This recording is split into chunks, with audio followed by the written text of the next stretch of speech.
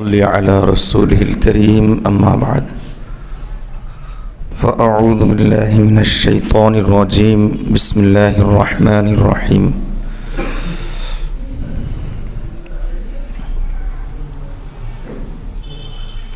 استغفروا ربكم إنه كان غفارا بارك الله لنا ولكم في القرآن العظيم ونفعنا به أستغفر الله لي ولكم ولسائر المسلمين إنه هو الغفور الرحيم اللهم صل على سيدنا محمد وعلى آل سيدنا محمد وبارك وسلم اللهم صل على سيدنا محمد وعلى آل سيدنا محمد وبارك وسلم اللهم صل على سيدنا محمد وعلى آل سيدنا محمد وبارك وسلم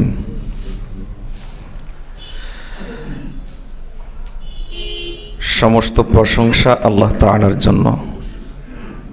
আল্লাহ তাআলা আমাদেরকে জুমার নামাজ আদায়ের লক্ষ্যে আল্লাহর ঘর মসজিদে আসার তৌফিক দান করেছেন, আলহামদুলিল্লাহ।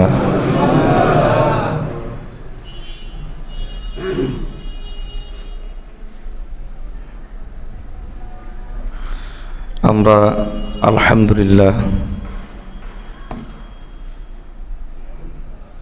আল্লাহর উপর পরিপূর্ণ ঈমান এনেছি।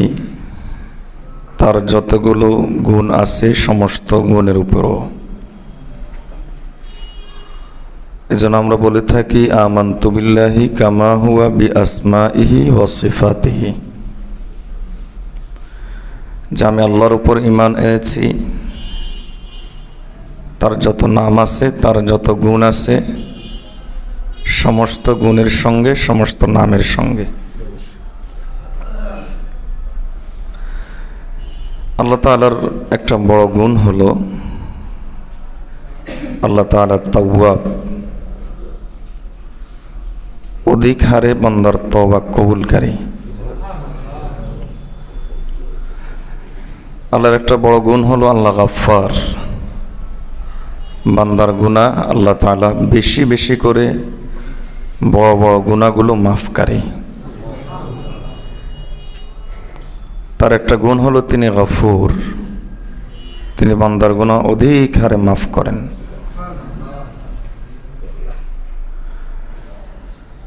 এই সমস্ত গুণ থেকে বোঝা যায় যে আল্লাহ আসলে আমাদেরকে দুনিয়াতেও কষ্ট দিতে চান না, আখিরাতেও কষ্ট দিতে চান না।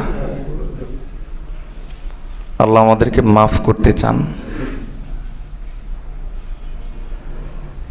একটা আজীব হাদিস আছে, হাদিসে কুদসি। আল্লাহ তাআলা বলেন, বনি আদম, তোমরা যদি গুনাহ না করো, আমি আরেকটা জাতি এমন তৈরি করব যে জাতি গুনাহ করবে, তওবা করবে। এর অর্থ এই নয় যে গুনার প্রতি আমাদেরকে উদ্বুদ্ধ করা হয়েছে। এর অর্থ হলো একটা বাস্তবতার দিকে ইঙ্গিত করা হয়েছে। সে বাস্তবতা হলো এই যে গুনাহ তোমাদের জিন্দেগিতে হবে, কিন্তু তোমাদের কাজ হলো বেশি করে তওবা করা।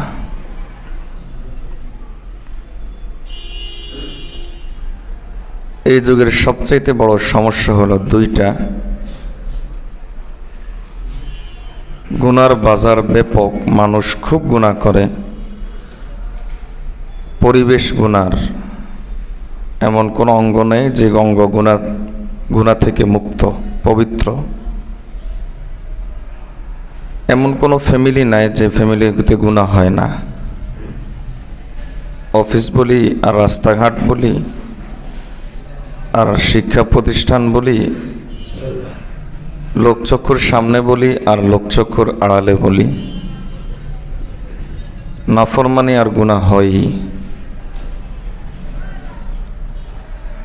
কিন্তু আমাদের মাশায়েখগণ বলেন যে এটা বড় সমস্যা না, যে গুনাহ ব্যাপক, এটা মূল সমস্যা না, এটা একটা সমস্যা, তো মূল সমস্যা না। মূল সমস্যা হলো দুটি। একটি হলো গুনাহকে গুনাহ মনে না করা। রাসূলুল্লাহ সাল্লাল্লাহু আলাইহি ওয়াসাল্লাম হযরত আয়েশা রাদিয়াল্লাহু তাআলা আনহাকে উপদেশ দিচ্ছেন, ইয়াকুম ওয়া মুহাক্কিরাতিজ যুনুব। আয়েশা, তোমার মাধ্যমে আমার উম্মতকে জানিয়ে দেওয়া হচ্ছে যে গুনাহকে ছোট মনে করা, এ থেকে তুমি বেঁচে থাকো। গুনাহকে বড় মনে করবে।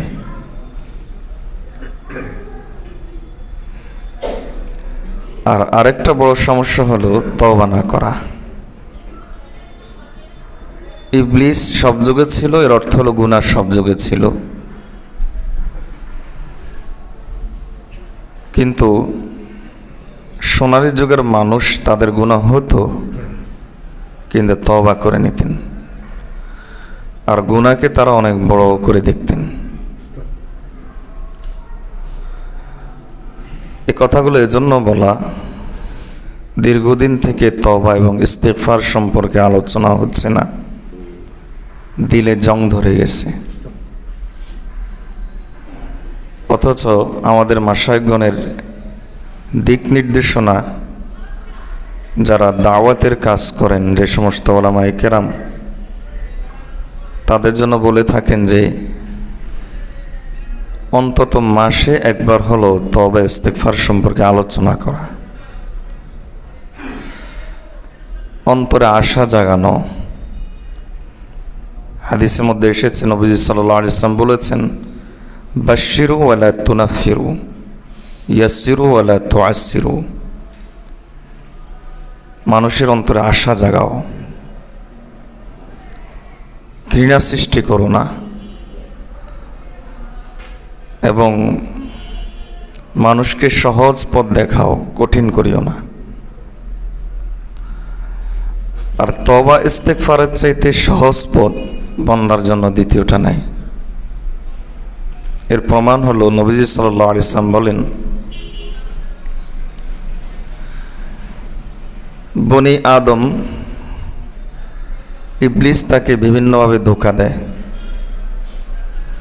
ইবলিস একজন মানুষ থেকে সবচাইতে বেশি নিরাশ হয় তখন যখন সে তাকে তওবারত দেখতে পায়। কারণ সে এত মেহনত করে তাকে জাহান্নামের একবারে পাড়ে নিয়ে যায়, কিন্তু সে তওবা করার সঙ্গে সঙ্গে আল্লাহ তাআলা তার পিছনের গুনাহ তো মিটিয়ে দেন, আবার এর উপরে গুনার পরিবর্তে নেকি লিখে দেন।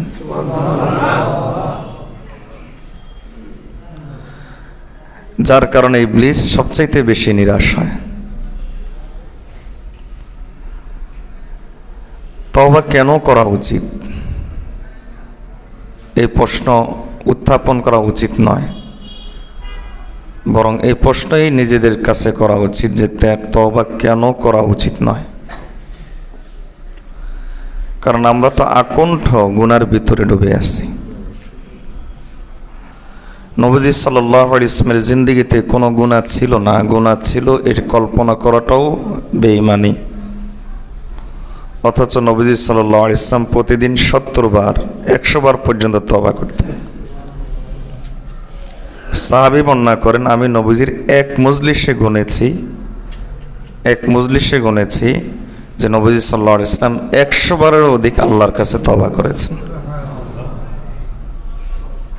তাহলে চিন্তা করে দেখেন তিনি কি পরিমাণ তওবা করতেন। আমরা তওবা করি না কেন, কি কারণে আমরা তওবা করি না? এর সবচেয়ে বড় কারণ হলো তওবার পরিবেশে যাই না। যেখানে গেলে তওবার চিন্তা আসে, এই জাতীয় পরিবেশ আমরা যাই না। অথচ তওবার পরিবেশে আসলেও এটাও তওবা। বনি ইসরাইলের এক লোক 99টা হত্যা করেছে, 100টা পূর্ণ করেছে। তওবার উদ্দেশ্যে রওনা দিয়েছে, প্রতিমধ্যে মারা গেছে।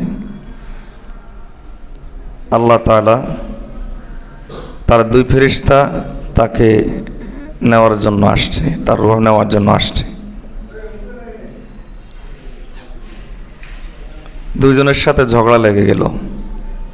একজন বলল যে আমি তাকে সিজ্জিন, যেখানে জাহান্নামীদের রূহ, সেখানে নিয়ে যাব। আরেকজন বলল আমি তাকে ইল্লিন, যেখানে জান্নাতীদের রূহ, সেখানে নিয়ে যাব। একজনের যুক্তি হলো সে তওবা করার জন্য রওনা দিয়েছে, তওবা তো করে নাই। আর আরেকজনের যুক্তি হলো যে সে তো তওবা করার উদ্দেশ্যে রওনা দিয়েছে।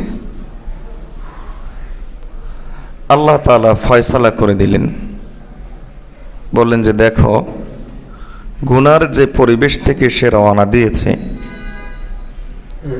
সে যেখানে মারা গেছে এখান থেকে ওখানে দূরত্ব কম না, যে মজলিসে সে তওবা করার জন্য যাচ্ছে ওখানে দূরত্ব কম। নবী সাল্লাল্লাহু আলাইহি ওয়াসাল্লাম বলেন যে বাস্তবতা ছিল এরকম যে গুনার মজলিসে থেকে যেখান থেকে সে রওনা দিয়েছে তার এলাকা থেকে ওখানে দূরত্ব কম ছিল, আর যে এলাকাতে সে যাচ্ছে তওবার উদ্দেশ্যে, যে আলেমের কাছে যাচ্ছিল, ওখানে দূরত্বটা বেশি ছিল। আল্লাহ তাআলা জমিনকে সংকুচিত করে দিলেন। জমিনকে সংকুচিত করে আল্লাহ তাআলা যে এলাকার দিকে যাচ্ছিল সেটাকে ছোট করে দিলেন। এভাবে আল্লাহ বাহানা ধরে লোকটাকে মাফ করে দিলেন। এই হাদিস থেকে বোঝা যায় যে তওবার মজলিসের দিকে যাওয়া তো পরের কথা, তওবার মজলিসে যাওয়ার চিন্তা করাটাও তওবার অংশ। এজন্য তওবা সম্পর্কে নবী সাল্লাল্লাহু আলাইহি ওয়াসাল্লাম যেমনভাবে বলেছেন যে তওবা করলে আল্লাহ তাআলা তাকে মাফ করেন এবং তার গুনাহগুলোকে নেকি দ্বারা পরিবর্তন করেন, ঠিক তেমনিভাবে তওবার মজলিস সম্পর্কে একই ফজিলত এসেছে। নবী সাল্লাল্লাহু আলাইহি ওয়াসাল্লাম বলেন, কিছু বান্দা যদি কোনো মজলিসে একসাথে হয়, একত্রিত হয়, আর সেখানে আল্লাহর বরকতের বর্ণনা করে, আল্লাহর জিকির করে, আল্লাহর কথা বলে, মানুষের অন্তরে যার ফলে আল্লাহর আজমত বসে, আল্লাহর উপর ইয়াকিন বসে। এই মজলিস থেকে যখন এই মানুষগুলো উঠার সময় হয়, তখন আল্লাহর পক্ষ থেকে দুইটা ঘোষণা আসে। একটা ঘোষণা হলো এই, কুমু মাগফুরান লাকুম। আরেকটা ঘোষণা হলো এই, ওয়াকাদ আবদালতু সাইয়্যাতিকুম হাসানাত। আল্লাহর পক্ষ থেকে একটা ঘোষণা আসে যে হে আমার বান্দারা, আমার মজলিস থেকে তুমি বাড়ির দিকে যাও, এমনভাবে যাও, এই ঘোষণা নিয়ে যাও যে আমি আল্লাহ তোমাদেরকে মাফ করে দিয়েছি। ক্ষমাপ্রাপ্তির ঘোষণা নিয়ে যাও।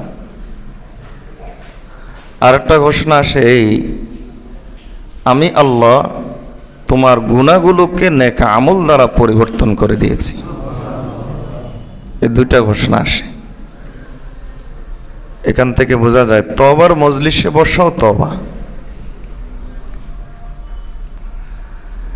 আল্লাহ আমাদেরকে তওবা বেশি করে করার তৌফিক দান করুন। তো তওবার পরিবেশে আমরা আসি না, যে পরিবেশে আসলে তওবার চিন্তা আসবে ওই পরিবেশে আমরা আসি না। আপনি কোনো মাহফিলের মধ্যে এটা দেখবেন না যে সেখানে লেখা আছে ধূমপান করা যাবে না, কিন্তু মানুষ কি সেখানে ধূমপান করে? মসজিদে যখন মানুষ ঢুকে, নেক মজলিসে যখন মানুষ বসে, যত বড় ধূমপাই হোক না কেন, সে সিগারেটটা পকেট থেকে বের করে না। কারণ কি? নিষেধ করা হয়েছে না, পরিবেশের কারণে তার অন্তরটা এখন অনেকটা স্বচ্ছ, পবিত্র। আবার বিভিন্ন জায়গাতে লেখা আছে যে এখানে ধূমপান করা যাবে না, কিন্তু দেখবেন যে সেখানেই দেদারসে ধূমপান চলছে। এখানে পেশাব করা নিষেধ, কিন্তু সেখানে দাঁড়িয়ে পেশাব করা হচ্ছে। কারণটা কি? পরিবেশ। এজন্য রাসূলুল্লাহ সাল্লাল্লাহু আলাইহি ওয়াসাল্লাম বলেন, আহাব্বুল বিলাদি ইলাল্লাহি মাসাজিদুহা আবগাদুল বিলাদি ইলাল্লাহি আসওয়াকুহা ওয়া আহাব্বুল বিলাদি ইলাল্লাহি মাসাজিদুহা। নবীজি সাল্লাল্লাহু আলাইহি ওয়াসাল্লাম বলেন, সবচেয়ে খারাপ জায়গা হলো আল্লাহর কাছে মার্কেট, বাজার, দোকানপাট, কারণ সেগুলো গুনার পরিবেশ। আর আল্লাহর কাছে সবচাইতে প্রিয় জায়গা হলো মসজিদ, এর কারণ হলো সেগুলো নেকের পরিবেশ। বান্দা যখন নেকের পরিবেশে চলে আসে তখন তার চিন্তার থেকেও নেক চিন্তা উদ্গত হয়, নেক চিন্তা বের হতে থাকে। আমরা তওবার পরিবেশে আসি না, এজন্য তওবার চিন্তা মাথায় আসে না। এটা হলো একটা বড় সমস্যা। এই যে জুমার নামাজও অনেকে আসবে কখন?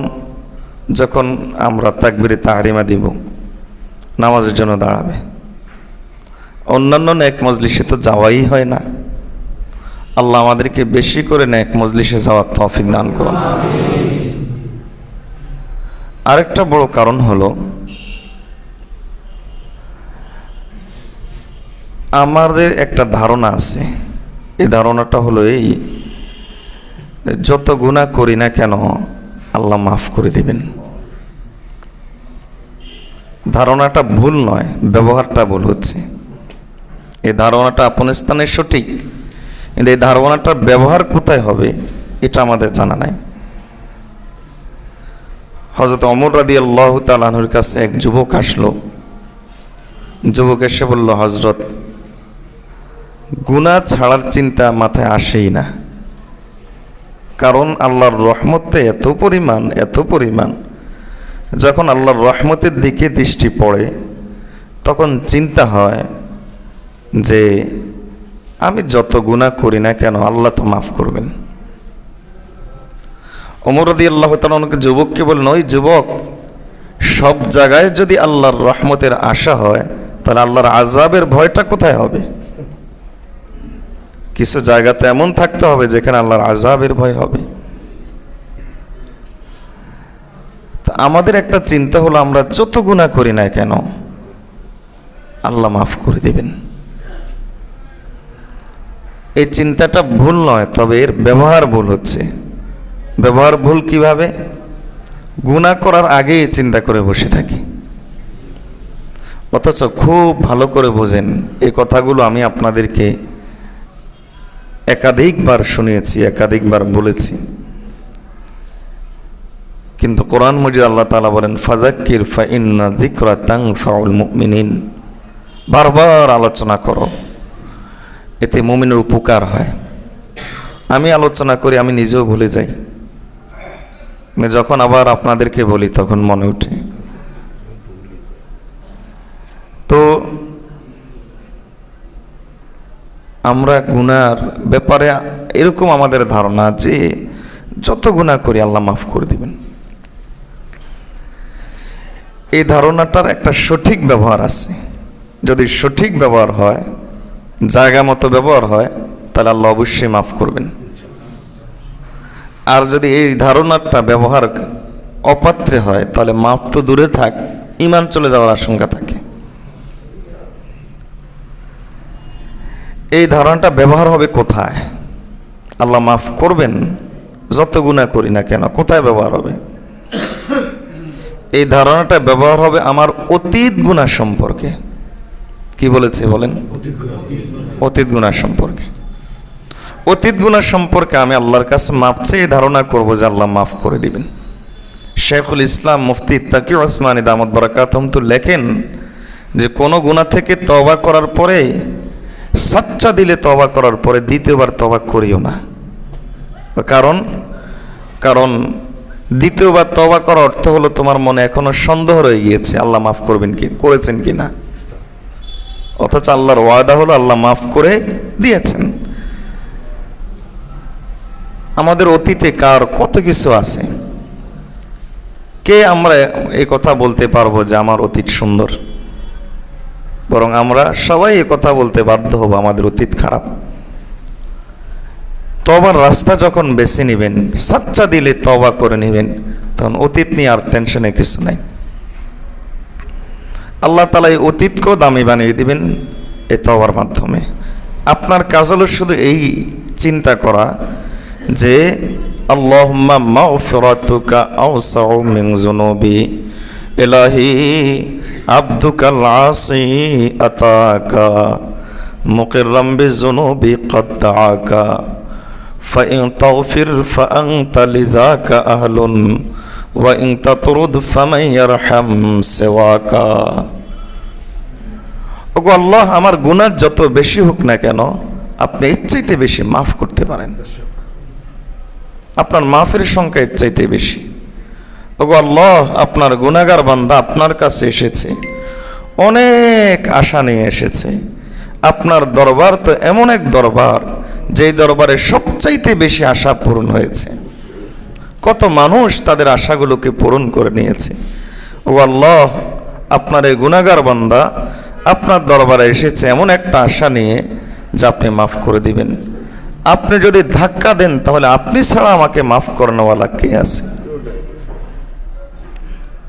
আপনার কাছে মাফ চানেওয়ালা বান্দা তো বহু আছে, কিন্তু আমাকে মাফ করানোওয়ালা আপনি ছাড়া তো আর কেউ নাই। ইলাহি কাইফা আদউকা ওয়া আনা আসিন ওয়া কাইফা লা আদউকা ওয়া আনতা কারীমু। ও আল্লাহ, নিজের গুনার দিকে তাকালে লজ্জা লাগে, কিভাবে আপনার কাছে মাফ চাইব। আর যখন দেখি আপনি করিম মাওলা, যখন দেখি আপনি করিম মাওলা, আপনি অত্যন্ত অনুগ্রহকারী ভদ্র মাওলা, ভদ্রতার আচরণ আপনার কাছে সবচেয়ে বেশি পাওয়া যায়, তখন এই চিন্তা আসে যে আপনার কাছে মাফ চাইব না তো কার কাছে মাফ চাইব। এই আমাদের আল্লাহ আমাদেরকে অবশ্যই মাফ করবেন এই ধারণা রাখবেন। এটা ঈমানের অংশ। আল্লাহ সম্পর্কে সুধারণা, তবে অতীত গুনাহ সম্পর্কে এই ধারণা রাখার জায়গা কোথায় বলেন? বলেন না সবাই? অতীত গুনাহ সম্পর্কে, অতীত গুনাহ সম্পর্কে এই ধারণা রাখবেন। আর বর্তমান গুনাহ, ভবিষ্যৎ গুনাহ, এই জায়গাতে এই ধারণা রাখা কেবল নিষিদ্ধই নয়, বরং ক্ষেত্র বিশেষ ঈমান চলে যাওয়ার আশঙ্কা থাকে। আমি গুনাহ করে যাচ্ছি আর চিন্তা করলাম আল্লাহ মাফ করবেন। আল্লাহকে আমি কি মনে করেছি? আল্লাহকে মশকরার পাত্র? আমি মনে করেছি যে আমি ভবিষ্যতে গুনাহ ব্যাপারও আমার এই ধারণা যে আল্লাহ মাফ করে দিবেন। আমি আল্লাহকে কি মনে করেছি? আল্লাহ কি তামাশার পাত্র যে আমার যেমন মনে হচ্ছে আমি তেমন করব, আর আমি এই চিন্তা করে রাখবো যে আল্লাহ মাফ করে দিবেন? হাকিমুল উম্মত মুজাদ্দিদ মিল্লাত আশরাফ আলী থানভী রহমতুল্লাহ আলাইহি বলেন যে এই জাতীয় আশা না, এটা হলো তামাশা, আল্লাহর সাথে তামাশা। তা আমরা আল্লাহর ব্যাপারে সুধারণা রাখি যে আল্লাহ মাফ করবেন, তবে জায়গাটা, পাত্রটা অপাত্রে হয়। এই ধারণাটা আমাদের অপাত্রে হয়। ধারণাটা আমাদের অপাত্রে হওয়ার কারণে মাফ তো পাই না, উল্টা আল্লাহর আযাব ও গজবের উপযুক্ত হয়ে থাকে। আল্লাহ আমাদেরকে হেফাজত করুন, সবাই বলেন আমিন। আবার কিছু মানুষ চিন্তা করে যে এত গুনাহ করেছি আল্লাহ মাফ করবেন কিনা, অথচ রাসূলুল্লাহ সাল্লাল্লাহু আলাইহি ওয়াসাল্লাম আমাদেরকে একাধিক হাদিসের মধ্যে বলেছেন, বান্দা ওয়ালাউ বালাগাত যুনুবুকা আনানাস সামা, তোমার সমস্ত গুনাহগুলো যদি আকাশ ছুঁয়ে যায়। আবার নবীজি সাল্লাল্লাহু আলাইহি ওয়াসাল্লাম বলেন, তোমার সমস্ত গুনাহ যদি পৃথিবীতে যত গাছপালা আছে ওই গাছপালার ভিতরে যতগুলো পাতা আছে ওই পাতা পরিমাণ হয়, তোমার সমস্ত গুনাহ যদি যত মরুভূমি আছে ওই মরুভূমির মধ্যে যত বালিকণা আছে ওই বালিকণা পরিমাণ হয়, তোমার সমস্ত গুনাহ যদি সমুদ্রের ফেনা পরিমাণ হয়, এরপরও যদি তুমি আল্লাহর কাছে মাফ চাও, তওবা করো, আল্লাহ তাআলা এই সমস্ত গুনাহকেও সাথে সাথে মিটিয়ে দেন। নিরাশ কেন? নৈরাশ্য কেন? আল্লাহ তাআলা মুমিন বান্দার পরিচয় দিচ্ছেন, ইন্নাহু লা ইয়াইআসু মির রাউহিল্লাহ, সে কখনো আল্লাহর আশা থেকে নিরাশ হয় না। আল্লাহ কোরআন মজিদের মধ্যে বলেছেন, লা তাকনাতু মির রাহমাতিল্লাহ, আল্লাহর আশা থেকে কখনো তুমি নিরাশ হও না, আল্লাহর রহমত থেকে তুমি কখনো নিরাশ হও না। আল্লাহ আমাদেরকে আল্লাহর আযাবের ভয় অন্তরে রাখার তৌফিক দান করুন। তা আমি মনে করি যে আমি এত বড় গুনাহগার, আল্লাহ মাফ করবেন কিনা। আর নবীজি সাল্লাল্লাহু আলাইহি ওয়াসাল্লাম বলেন, তুমি যত বড় গুনাহগারই হোক না কেন, আল্লাহ তোমাকে মাফ করে দিবেন।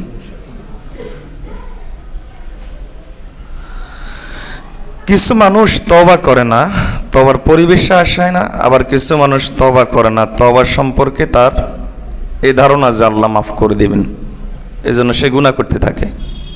আবার কিছু মানুষ মনে করে যে আমি এত গুনাহ করেছি, আল্লাহ মাফ করবেন কিনা, অথচ আমাদের এই সবগুলো ধারণা ভুল।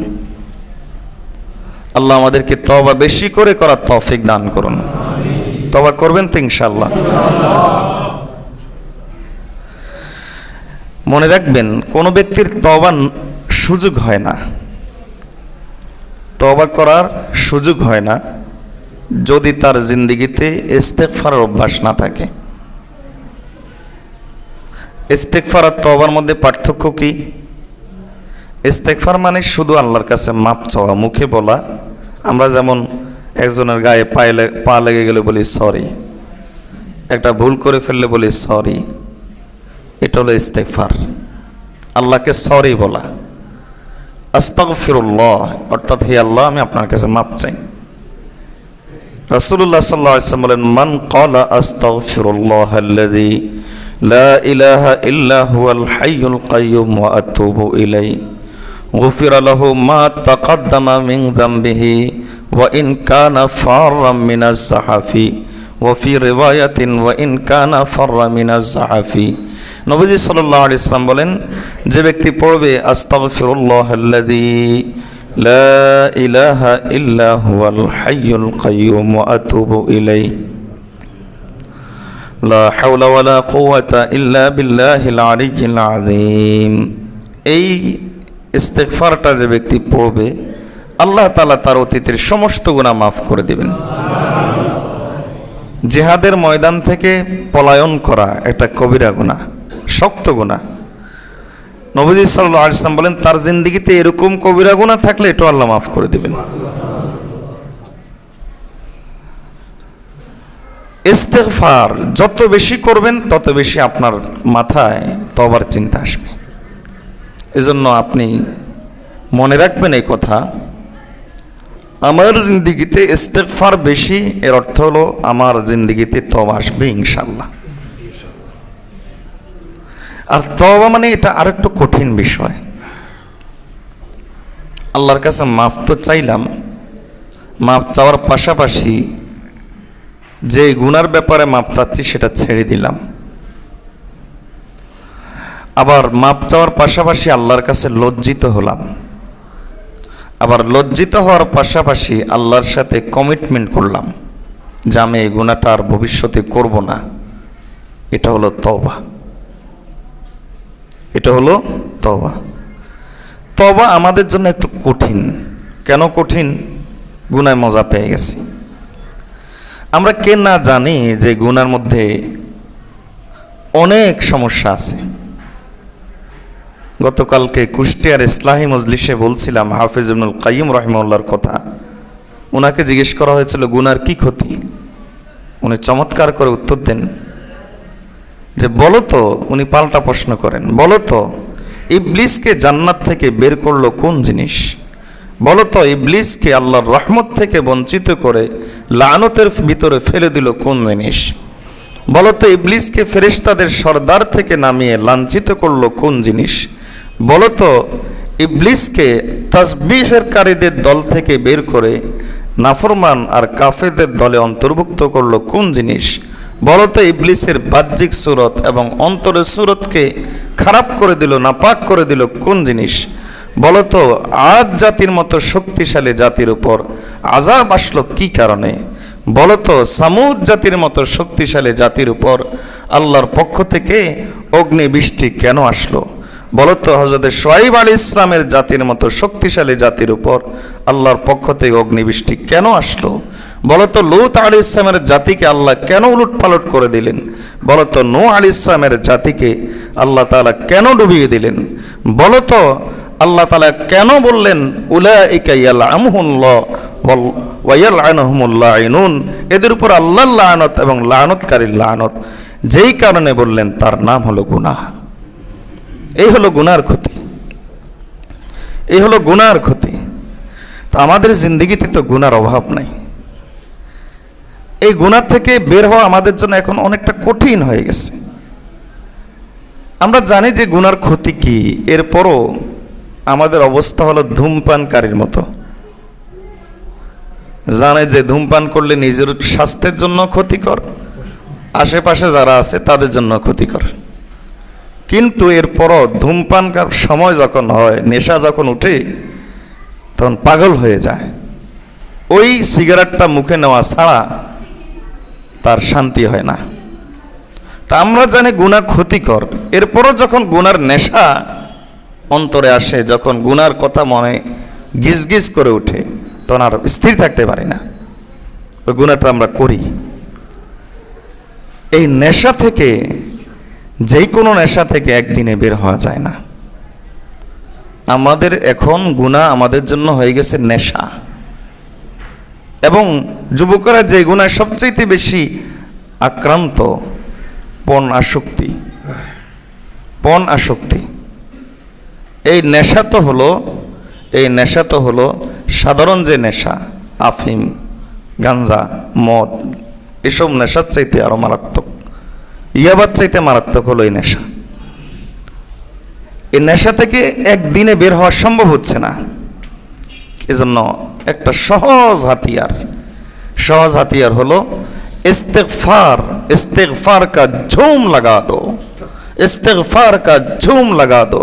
জীবনে ইস্তিগফার এত বেশি করেন, আস্তাগফিরুল্লাহ এত বেশি করেন। যখন আপনি আল্লাহকে বলবেন, ওগো আল্লাহ মাফ চাই, আল্লাহ তো আজীব, আল্লাহ আমাদের মালিক। কারো কাছে আপনি বারবার মাফ চান, এরপরও যদি সে অপরাধ করেন তার জিদ আসে। আর আপনি আল্লাহর কাছে বারবার মাফ চান, এরপরও যদি সে অপরাধ করেন, আল্লাহর দয়া আরো বেশি আসে। কারণ আমরা আমাদের ছোট বাচ্চাকে যেরকম আদর করি, মা তার ছোট্ট সন্তানকে যেরকম আদর করে, আল্লাহ তো আমাদেরকে এর চেয়ে কোটি গুণ বেশি আদর করেন, অসংখ্য গুণে আদর করেন।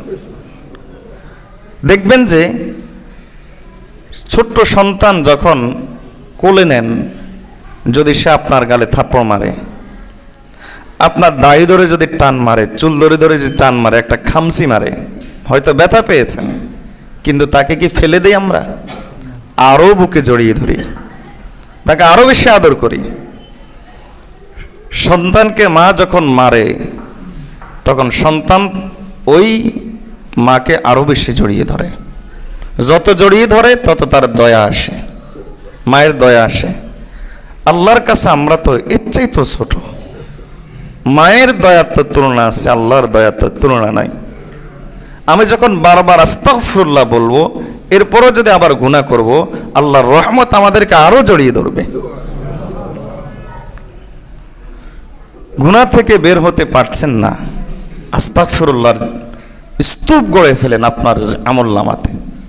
এই পরিমাণ ইস্তেগফারের তাসবিহ আপনার আমলনামাতে ফেলে দেন, তো এই পরিমাণ ইস্তেগফারের জিকির আপনার আমলনামাতে ফেলে দেন, যাতে মওতকালে আল্লাহ তাআলা তওবার সাথে বলা তৌফিক দিন, আশহাদু আল্লা ইলাহা ইল্লাল্লাহু ওয়া আশহাদু আন্না মুহাম্মাদান আবদুহু ওয়া রাসূলুহু। মওতকালে যাতে কালিমা নসিব হয়ে যায়। কারণ আল্লাহ তাআলা ইস্তিগফারকারীকে, তওবাকারীকে বেঈমান করে মারবেন না। কারণ আল্লাহর মহব্বত যার সাথে যুক্ত হয়ে যায়, ইন্নাল্লাহা ইউহিব্বুত তাওয়াবিনা ওয়া ইউহিব্বুল মুতাতাহহিরিন। ইস্তিগফার আপনার জিন্দেগীর গুনাহগুলোকে সাফ করবে, আর তওবা আপনাকে আল্লাহর ওলি বানিয়ে দেবে। আল্লাহ আমাদেরকে বেশি করে ইস্তিগফার আর তওবা করার তৌফিক দান করুন। আখিরাতের ফায়দা তো আছেই। নবীজি সাল্লাল্লাহু আলাইহি ওয়াসাল্লাম বলেন, দুনিয়ার ফায়দাও আছে ইস্তিগফার করলে।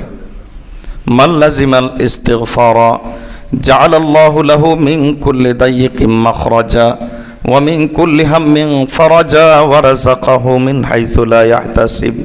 নবীজি সাল্লাল্লাহু আলাইহি ওয়াসাল্লাম বলেন, যার সারা জিন্দেগীর অভ্যাস হবে ইস্তেগফার করা, খানা খাওয়া আমরা ভুলি না, আমরা কাপড় পরা ভুলি না, ইস্তেঞ্জা যাওয়া ভুলি না, বাথরুমে যাওয়া ভুলি না, এই যে কাজগুলো আমরা ভুলি না, এই কাজের তালিকার সাথে আমরা আজকে থেকে একটা ভুলবো না আর একটা তালিকা করে নিব, সেটা হলো আমরা ইস্তেগফার ভুলবো না। রাজি আছেন তো ইনশাআল্লাহ? কতবার পড়বেন? কতটা গুনাহ আপনার আছে? যত গুনাহ যত বেশি পড়তে পারবেন ততই ফায়দা। আমি কত টাকার মালিক হব দুনিয়াদাররা কি হিসাব করে? আমি কত হাজার বার ইস্তেগফার করব, আখিরাতের পাগলেরা সে হিসাব করে না। আল্লাহ রাসূল সাল্লাল্লাহু আলাইহি ওয়াসাল্লাম বলেন যে যদি তুমি এই কাজটা বেশি করে করতে পারো, আল্লাহ তাআলা তোমাকে সমস্ত সংকট থেকে বের করে দিবেন, সব বিপদ দূর করে দিবেন, আর অগণিত অসংখ্য সংখ্যায় রিজিক আল্লাহ তাআলা নাজিল করবেন। পারবেন তো বেশি করে ইস্তেগফার পড়তে? ইমাম আহমদ ইবনে হাম্বল রাহমাতুল্লাহ একটা ঘটনা শোনাই, এটা বলেই শেষ করছি। এর আগেও এই ঘটনা আমি শুনিয়েছিলাম আপনাদেরকে। ইমাম আহমদ ইবনে হাম্বল রাহমাতুল্লাহ আলাইহি সফর করছিলেন এক রাতে। সফর করতে করতে রাত হয়ে গেছে, তো উঠার মতো কোথাও রাত যাপন করার মতো তিনি বাড়িঘর পাচ্ছিলেন না, সরাইখানা বা মুসাফিরখানাও পাচ্ছিলেন না। একটা বাড়িতে গিয়ে টোকা দিলেন, নক করলেন, ভিতর থেকে দরজা খোলা হলো, গেট খোলা হলো। ইমাম আহমদ ইবনে হাম্বল রাহমাতুল্লাহ আলাইহি বললেন যে আমি যদি আপনার অনুমতি হয় আপনার কাছে এক রাত মেহমান হিসেবে থাকতে চাই। লোকটা বললেন হ্যাঁ অবশ্যই আছে অনুমতি, আসেন ভিতরে। লোকটা ভিতরে নিয়ে গেল। সন্ধ্যা ছিল, ইমাম আহমদ ইবনে হাম্বল রাহমাতুল্লাহ লক্ষ্য করলেন লোকটা সন্ধ্যার পরে এসা পর্যন্ত কাজ করবে, এই উদ্দেশ্যে সে কাজ করছে।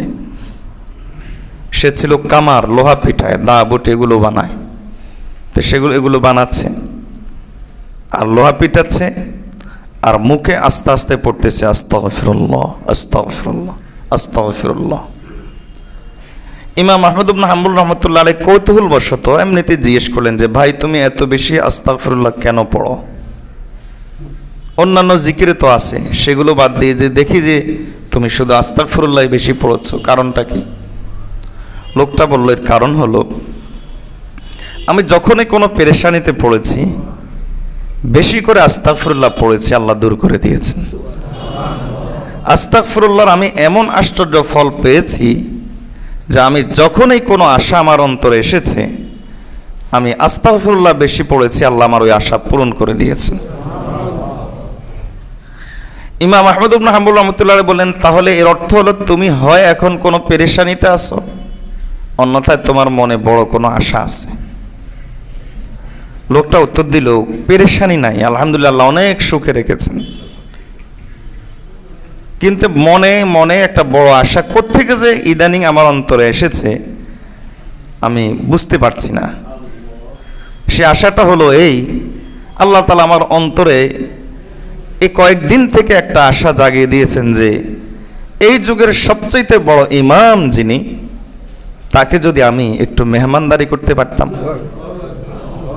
এই আশাটা অন্তরে এসেছে, কিন্তু পরক্ষণে আবার চিন্তা হয় তাকে তো চিনি না, তার বাড়িঘর কোথায় তাও জানি না, কোথায় তিনি আর কোথায় আমি, একজন গ্রাম্য লোক, কামার লোক, এটা কি আদৌ সম্ভব? কিন্তু আমি ইস্তেগফারের কারণে যেহেতু বহু আশা আমার আল্লাহ পূরণ করেছেন, বহু পেরেশানি আল্লাহ আমার দূর করেছেন, এই জন্য আমি আশা ছাড়ি নাই, আমি শুরু করে দিয়েছি ইস্তেগফার। ইমাম আহমদ ইবনে হাম্বল রাহমাতুল্লাহ লোকটাকে বললেন যে এই যুগের সবচেয়ে বড় ইমাম কে? লোকটা উত্তর দিল, একটু বকা দিল, আপনি কি বেকুব, আপনি কি আহমক, যুগের খবর রাখেন না? এই যুগের সবচাইতে বড় ইমাম কে? এই যুগের সবচাইতে বড় ইমাম হলো ইমাম আহমদ ইবনে হাম্বল। আপনি এটা জানেন না?